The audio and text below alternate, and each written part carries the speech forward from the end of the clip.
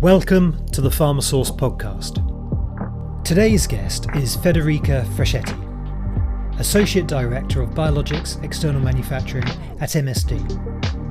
Federica has around a decade's experience in external manufacturing from companies such as Biogen, Bristol-Myers Squibb and MSD. In this interview, she shares valuable insights into how to collaborate effectively with CDMOs, from how to structure your internal team for a virtual plant model, and how to create a trusting, high-performance relationship with contract manufacturing partners.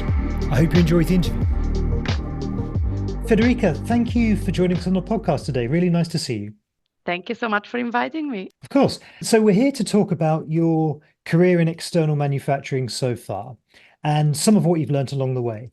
But before we start with that, let's talk a little bit about your educational background. Why choose a career in biopharma? Sure. So, by formation, I am an engineer indeed. I studied biomedical engineering both in my bachelor and then in my master's. I did my bachelor back in Italy, where I'm from, in Rome. And then I moved to Switzerland to do my master's at ETH Zurich in biomedical engineering again. Biomedical engineering is a very broad field. So I think that two biomedical engineers may, in cases not even understand each other, it can go from medical instrumentation in hospitals all the way to more like a biotechnology almost kind of field. So what I was specifically doing was actually closer to microelectronics for biomedical applications. I did do some work at IBM as well as part of my journey at ETH. So it wasn't obvious that after such a master, I would end up in pharma. And in a way, it was a bit casual as well, because I think when you're at university, you are curious about what's out there. You don't get that much exposure. Right now, when I read the job description, I know exactly what it is. If I like it, I don't like it. But when you are a student, you are not as exposed to the industry. So sometimes it's also just by luck, or let's say by case, that you end up in a certain field. And for me, it was really like that. So I was looking for an internship in between my studies and my master thesis, because many people at ETH do a PhD, but I was not sure that would be something for me. So since I was anyways going to spend 6 months in a lab during my master thesis, I thought I can get some exposure to the industry up front and then take an informed decision. Do I want to do a PhD or do I want to go directly to the industry after my master's? So I was looking for several things, and I got offered an internship in Biogen, which seemed interesting in the contract manufacturing space. So I have to say, when I got the job and I was telling my mom, she was like, "What is it?" I was like, "I don't know. It must have something to do with contracts, I guess." Yeah. So actually, it didn't have a lot to do with contracts, but it was just a third-party manufacturing, and I was in the operations department. I really liked it. I think I am somebody that really likes to work with people, and this combination of still like a technical component with operations exposure and manufacturing, coupled with relationship management, was just a good fit for me. So I loved it, and I just stayed in the field afterwards. And then from Biogen, you went to MSD, did a spell at Bristol-Myers Squibb, and back to MSD as well. Yeah, that was a bit of an interesting career move, I could say. I mean, moving from Biogen to MSD was, I think it's easy to explain in the sense that when I was in Biogen, the portfolio was not huge. I know in the meantime it has grown, but it was not huge. So the company was also not like a big pharma, was really managed more like a biotech. So we did get exposure to a lot of the portfolio. Even early on in your career, you could really get to see a bit of everything, which was really great learning experience at the start. But I was at a point after 1 year in the job market where I realized if I don't do something more technical now, I'm probably not going to do it later. So I had taken this decision that I wanted to spend a few years in a more technical job to learn more about manufacturing. And doing it in Biogen was not, for me, not as motivating from a personal and professional growth perspective because I already was quite familiar with most of the products on the portfolio. So that was the reason I was looking to move somewhere else where I could have a steeper learning curve. And I got offered a job in MSD, and then I decided to take it, which for my career was reflecting back, was a really good move. I would definitely do it again. During that time, I was working on first commercial products, then technology transfer. So I got exposed to a lot of the uh, top 10 products of the company. It was really interesting, but it also entails a lot of travel, and I wasn't living close to the office, and this was pre-COVID, so normally people would go in. So it was becoming difficult more from a personal perspective for me to manage, because when I was not traveling, I was commuting 2 hours per day. So that was mainly the reason why I moved to BMS. And in fact, when you look at it from a CV perspective, I did not move far from a day-to-day job um, job perspective. I did stay in MSNT. It was a field I was enjoying, this tech transfer space. So there was no reason for me to move away from it, just move somewhere closer to home. That was really the intent. Sure. And it didn't last very long, because while I was there, maybe 6 months or so, it was announced that the company was moving to a different part of Switzerland, which for me was really not an option. So only a few months in, it really didn't make sense to plan to follow the company. I made it clear from the start, and then an opportunity came up in MSD, and I decided to take it, and went back since then. And I did go back to the same field. I did work on other technology transfers, more on the clinical side of things. So in the commercialization space, working on programs on the phase 2, phase 3 clinical trials, up to their commercial launch. And just recently, a month ago, I haven't even updated my LinkedIn yet. I moved to a different position, still supporting EXM, but in a quality role, responsible for all of the EU projects. Okay, great. How many products are there then? So what's the scale of the portfolio you're working across now? Yeah, so right now it's we have ongoing projects for 2 products, all in the top 10 portfolio of the company. But we, as a platform, we manage something about 8 or 9 Right. 9 products. How are you finding that transition into more of a quality role then? Yeah, so for me, I see it as a transitional move to kind of complete my CV. I mean, when we look back at what I did so far, it was very EXM focused, and that's something I don't honestly intend to leave, because it's just a good fit for me. I like it, and I can see that CMO like working with me. So that's not a place where I want to move away from. But my experience has also been very drug product focused, with some experience in packaging as well. But I've never had experience in drug substance. So right now my role is end to end. So I do get to manage drug substance and drug product projects. So I thought that was a good addition to my CV to get that end-to-end experience, drug substance, drug product packaging. And I think this is extremely motivating for me. I mean, every day I'm learning so much. So I am settling well in the new role. Then let's say also from a function perspective, I did have experience in operations and technical operations. So getting some exposure to quality as well.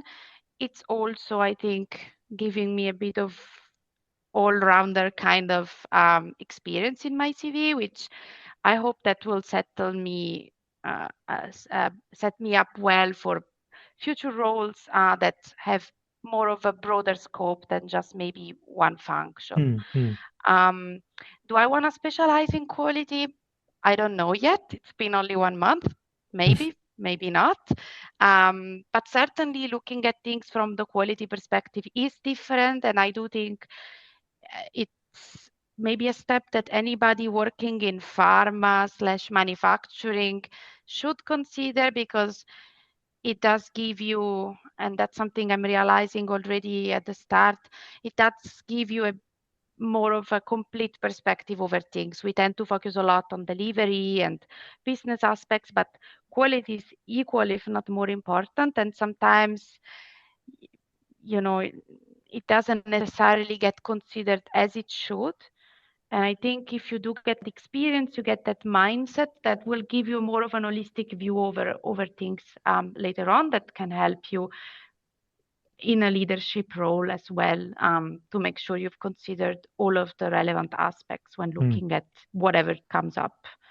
So are you having to educate yourself a bit more around your GMPs and Annex 1s, get up to date with the latest regulations? Yeah, I think the regulation is something I was familiar with already before. In MSD, we work very closely. The technical function and the quality function work very closely. So in general, I wouldn't say that I'm learning new regulations, but I'm rather getting more familiar with them, or the details of them. I knew them maybe more high level and sometimes from doing, and now educating myself on the details of it is definitely giving me a bit of a different perspective and more of a complete overview when I'm looking to apply them.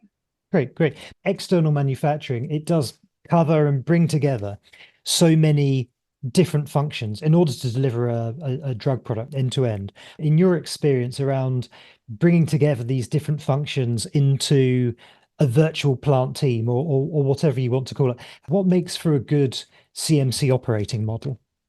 Yeah, absolutely. I think this is a great question. I mean, in my experience working with many partners at this point, probably more than 15, what is really key is the structure that you have internally, and then externally. So what the CMO can see of your structure when dealing with partners, because in a regular site, you would have all of your people and all of your functions, and it's probably going to be like big groups depending on the volumes of the site that are all in the same facility. They meet every day. So you can rely on that like day-to-day personal interaction, which is just not there when you're working with several CMOs. You do have interaction, but it's all like, for the most part at least, it's remote through platforms such as Teams, Zoom, whatever one is using, but it's anyways digital tools that we are using for the regular interactions. And it's so lot more important that you know who needs to manage what, and the CMO knows who they need to reach out to for the different matters where they need input from their client. So in MSD, but I think in most of the companies these days, um, there is a model that's established that we used to call focus factory in MSD, which may not convey necessarily the idea. Other companies call it virtual plant team, which is maybe a bit more straightforward. And what it is, it's really just you have to imagine, like in a site, you have representatives from all of your main functions, which would be operations, technology, quality, and supply chain and procurement for the most part. And This would be entire teams in a site, and in EXM, it's generally one individual accountable per function, and it can be supported by different people depending on the amount of business that's managed through the CMO. So this is key in my view, because there is then a very clear supporting model for day-to-day with the CMO and also for escalations. So we're talking about roles such as quality assurance, technology, procurement, supply chain, operations, all of those like sort of key team leads. Would you be looking to pair them up with their equivalent at the CDMO? Yeah, that's where sometimes it can get challenging because the answer would be yes. Mm, But of course, the CMO is interacting with so many companies, and not all of them may have this model. I think it's a very broadly accepted type of model, maybe in bigger companies with more of an history in EXM. But I can imagine that smaller companies tend to be maybe leaner. They may not have all of these functions or divided in the same way. So certainly it cannot be matched up 100% at the CMO. mm, So for example, we see that during the tech transfer space, there is a very clear match between technology and the technical project manager at the CMO. This kind of fades out when you move to more of a commercial space. Um, in many CMOs, then a business manager takes over, and this supporting technical function goes away. That mhm, means in a commercial model, the operations manager and the technology representative may have the same um, point of contact, which is the business manager. So it doesn't mean that each function needs to be one-to-one matched at the CMO, but you do need to know where it is matched, even if it is the same person or the same function. So it's important to establish that link. Doesn't have to be exact, but you just need to know um, how it works. Otherwise, mhm, then in the commercial space, for example, as a technology person, you'd be kind of lost. You need something, but who are you going to reach out to? Because there's no technical project manager, but you also may not have a direct link to the production team. So who am I going to reach out to? So you still need to establish that link, even if it doesn't mean that the model needs to be exactly the same. mhm, mhm. As you were saying, as the project goes through different phases, different skills are needed more than others. And I suppose the cadence of communication would change. Where does quality fit in? Thinking about your new role, does quality always need to be in every single meeting, every single touch point throughout the life cycle of the drug, or are there particular phases where it's needed more than others? I think there is a difference between what needs to happen and what I would suggest, because there are requirements, but I think then working over programs, you realize there's also best practices. So when it comes to quality, especially during the life cycle of a tech transfer, you're going to have several early runs and studies, which may not necessarily require quality approval.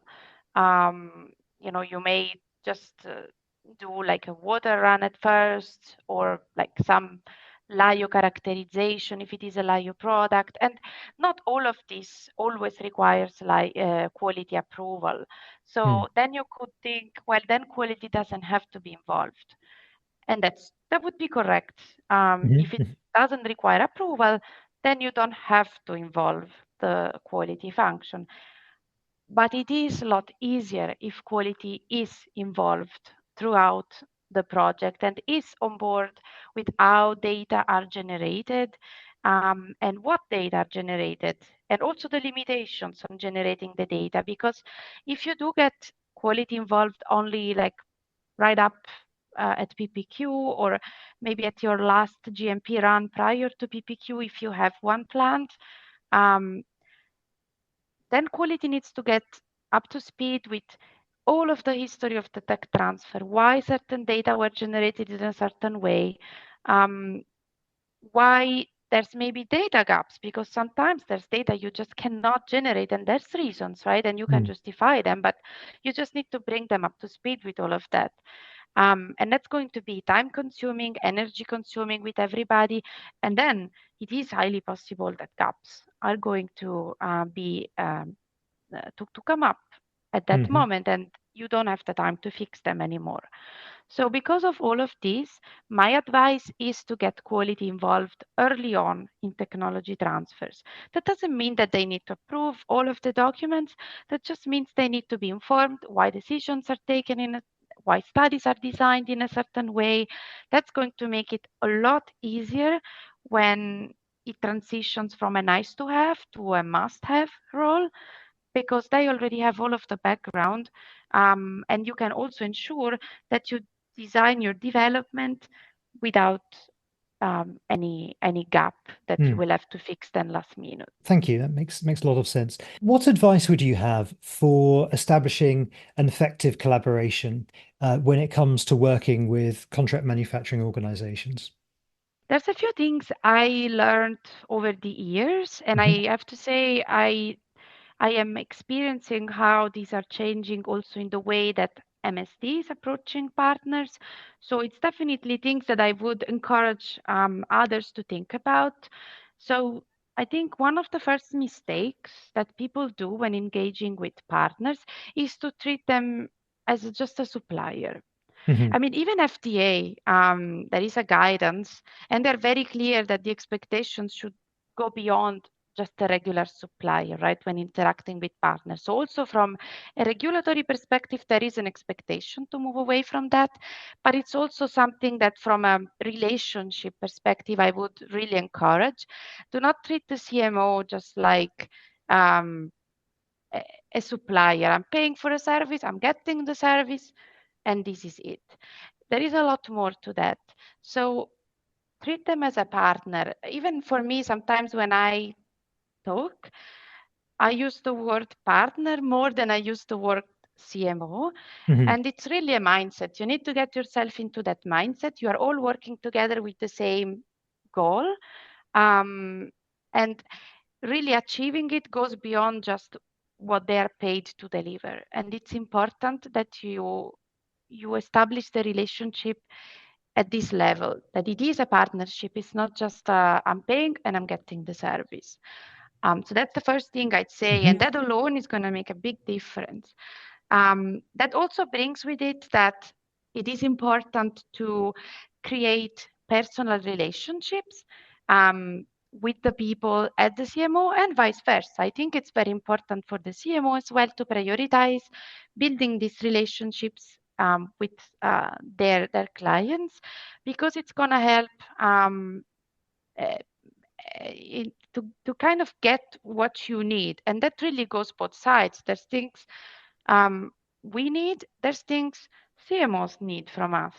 So it does help to have that personal relationship and being able, like, I give an example, like not everything needs to go through emails, right?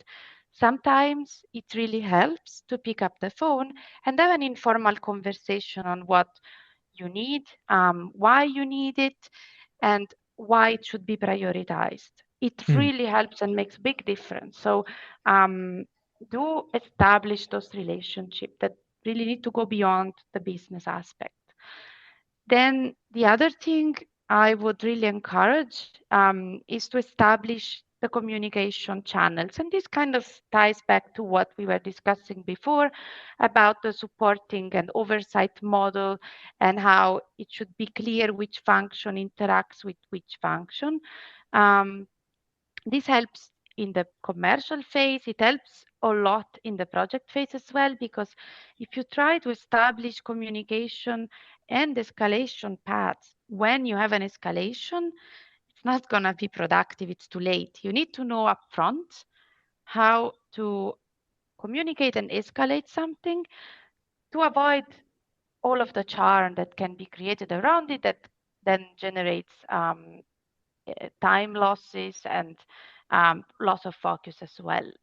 Um, and on that point, another key item would be to be clear on priorities and also act accordingly. If I have two products and I say product A is priority, I need to act accordingly as well as a client, because I have been observing situations in which we make it difficult for our partners when we have multiple products.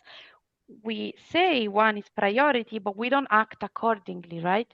Then it's very difficult for the partner as well to manage an issue that may be leading to constraints in manufacturing of one product versus another one. So it is important that you don't just set the priorities, which generally is the easy part, but you really work accordingly, and that requires more effort.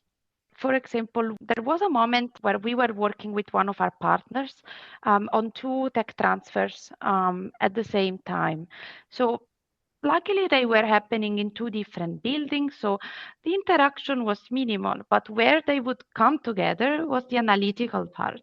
So in the analytical lab, where methods were being validated, was the same for both projects. And since they were going at the same, more or less the same pace, that also meant we we found ourselves in the situation that the lab personnel many times had to prioritize one method for one program versus the other one. And this could lead to several weeks of delay, because certain methods in the biologic space take a lot of time, especially during a validation where you have to establish all of your feasibility. So it can, prioritizing between two different methods can result in weeks of delay for one program over the other. So when we came in, we gave clear indication that, let's call it program A, was priority over program B. But when it came to actually resolving the conflicts on the analytical lab, where the priorities would really conflict, we didn't always act this way. At times, so they, because of the indication we had given, so I need to really acknowledge that the CMO was trying to reschedule their capacity in the lab, prioritizing always the methods for program A versus the ones for program B, proposing us the timelines, and then we would go back and revisit it all internally and decide that program B would take priorities over program A at times. And that's very difficult to manage, because then at some point, this is going to impact your manufacturing as well. And it creates situations in which they would like to act according to the priority that we have provided, but they cannot, because we didn't follow our own priorities during the transfer, right? And these things happen routinely. I mean, this is also something that happens during commercial manufacturing, because you get tied to resolving what happens in that moment instead of having more of a forward-looking kind of approach, and say, okay, yes, now I'm taking the hit on this product, but that's going to help me deliver on the one key priority I have.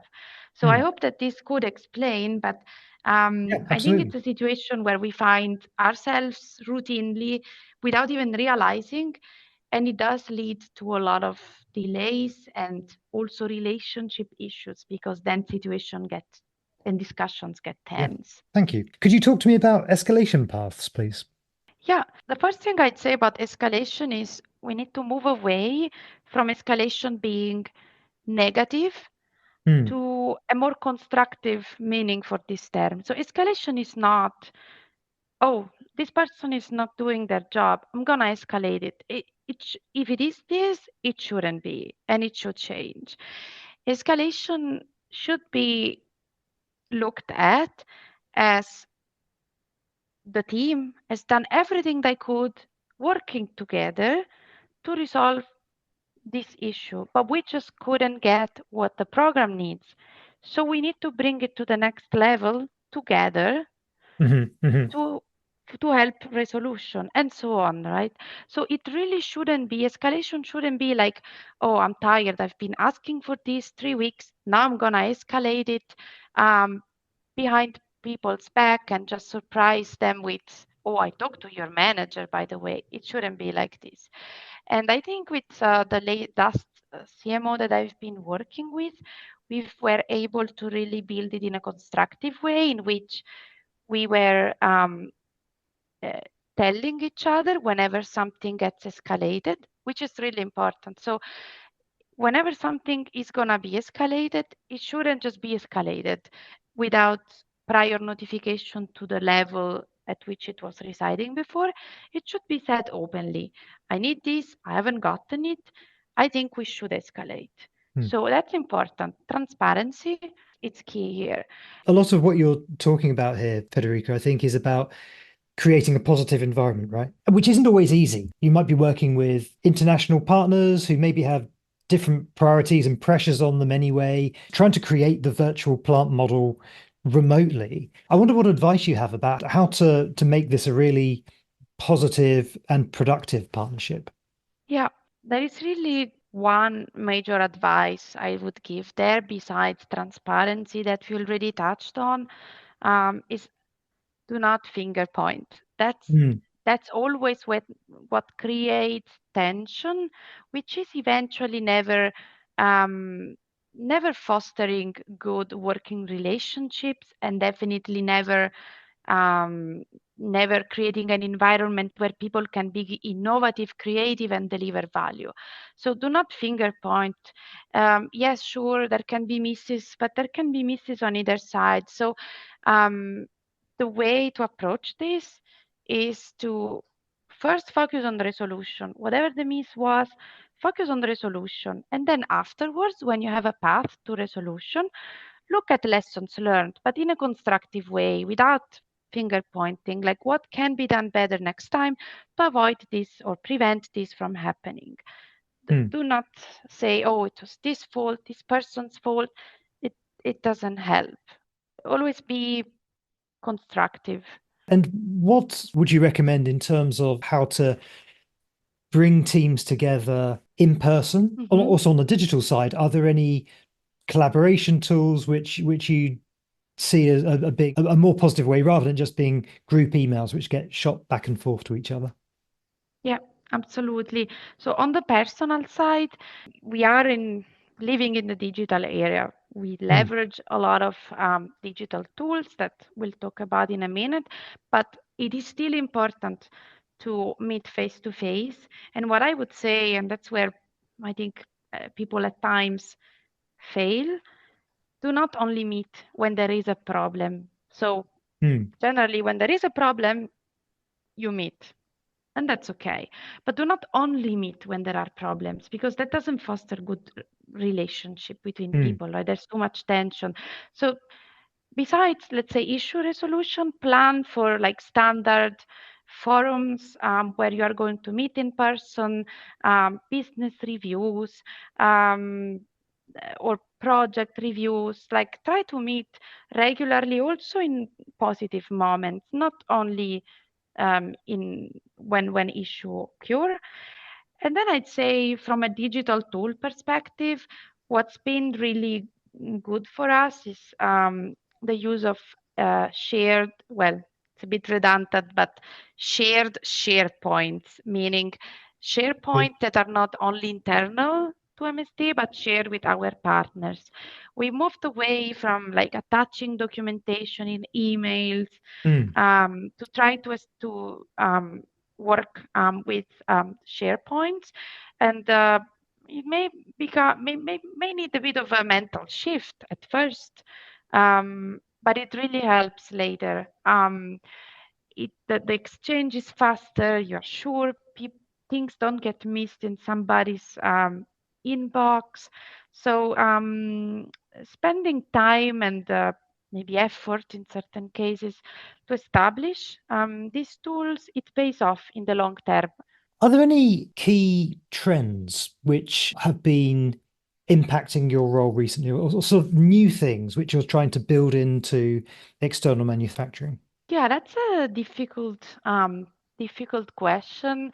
Sometimes I think you evolve without even noticing. Mhm, What I would say, maybe the bigger change from me when I reflect back to how we used to do projects and mainly tech transfer to how we do it now is the speed. So Okay.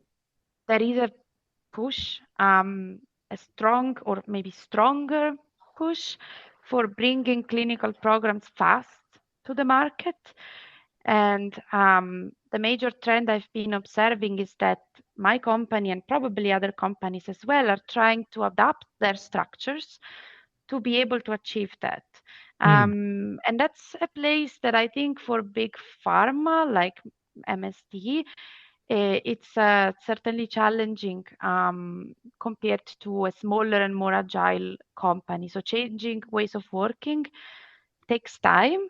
And so I think it's important that you start on time as well doing that, adapting your processes, adapting your ways of working internally and externally takes time.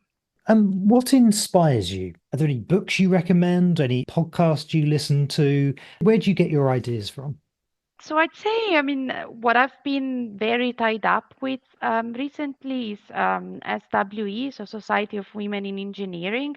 I think that's very inspirational, not only from a Hmm. diversity and inclusion perspective, but also from like um, kind of learning what's out there and what anybody can achieve in terms of career, in terms of, career doesn't only mean like going all the way up. I think career is much of a broader meaning.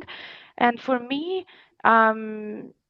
seeing how people have been able to shape their career to be successful in what's important for them. It's very inspirational.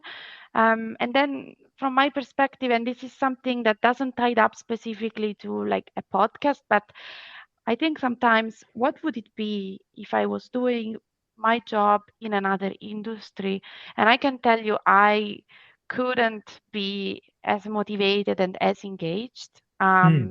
in my job if that was the case, because for me, the patient is a big motivator. The fact that you are creating medicines that make a difference for somebody's life, that can be even your life at some point, or vaccines. I mean, I got some of the vaccines that I'm producing myself, right? Ah. My sister. Hmm. So, this for me, like seeing the impact of the work we do every day on people's lives, is the biggest motivator of all.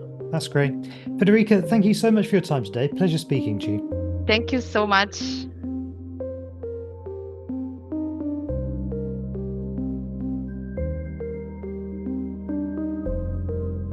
To keep up to date with the latest in biopharma outsourcing, sign up to pharmasource.global. Thank you for listening.